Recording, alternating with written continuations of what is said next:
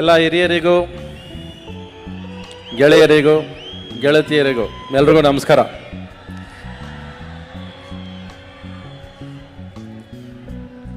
ಇದು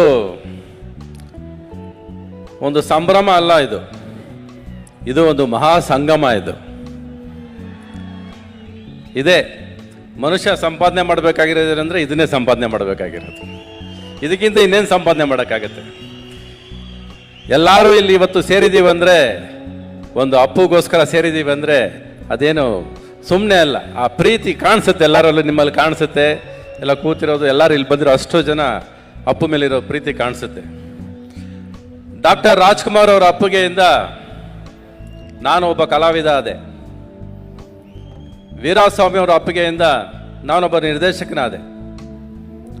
ಅಪ್ಪು ಅವರ ಅಪ್ಪಿಗೆಯಿಂದ ನಾನೊಬ್ಬ ಅದೃಷ್ಟವಂತನಾದೆ. ನಾನು ಇವತ್ತೇನಾದ್ರೂ ಆ ಪಟ್ಟ ಇದ್ರೆ ಅವ್ರ ಗೆಲುವಿಂದ. ಗಂಧದ ಗುಡಿ ಅಂದರೆ ಅದು ನಮ್ಮ ಕರ್ನಾಟಕ. ಅದು ಗಂಧದ ಗುಡಿ ಅಂದರೆ ಅದು ಡಾಕ್ಟರ್ ರಾಜ್ಕುಮಾರ್, ಶಿವರಾಜ್ಕುಮಾರ್, ಪುನೀತ್ ರಾಜ್ಕುಮಾರ್, ರಾಘವೇಂದ್ರ ರಾಜ್ಕುಮಾರ್. ಅದು ಗಂಧದ ಗುಡಿ ಅಂದರೆ ಇದೇ ನಮ್ಮ ಗರ್ವ, ನಮ್ಮ ಸಂಪತ್ತು, ನಮ್ಮ ಖುಷಿ, ನಮ್ಮ ಸುವಾಸನೆ. ಯಾರು ಮರೆಯೋಕ್ಕಾಗತ್ತೆ? ಇವತ್ತು ಗಂಧದ ಗುಡಿ ಅಂದರೆ ಇಡೀ ಪ್ರಪಂಚ ತಿರುಗಿ ನೋಡುತ್ತೆ ನಮ್ಮ ಕಡೆ. ಆಮೇಲೆ ಇದು ಪುನೀತ್ ಯಾರು ಬೇಕಾದ್ರೆ ಹೀರೋ ಆಗ್ಬೋದು, ಯಾರು ಬೇಕಾದ್ರೆ ಹೀರೋ ಆಗ್ಬೋದ್ರು, ಆದರೆ ಒಬ್ಬ ಮನುಷ್ಯ ಆಗೋದು ತುಂಬ ಮುಖ್ಯ. ಅದು ನಾವು ಪುನೀತಲ್ಲಿ ನೋಡ್ಬೋದು. ನಾವು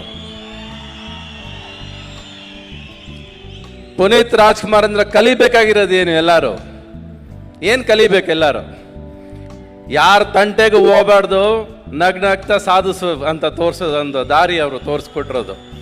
ಪುನೀತ್ ರಾಜ್ಕುಮಾರ್ ನಾನು ಯಾವಾಗ ಸಿಕ್ದಾಗ್ಲೂ ಅಷ್ಟೇ, ಹೆಚ್ಚಿಗೆ ಮಾತಾಡ್ತಿರಲ್ಲ, ಯಾರು ಸಾವಾಸಕ್ಕೆ ಹೋಗ್ತಿರಲ್ಲ, ನಾನುಂಟು ನನ್ನ ಕೆಲಸ ಉಂಟು ಅಂತ.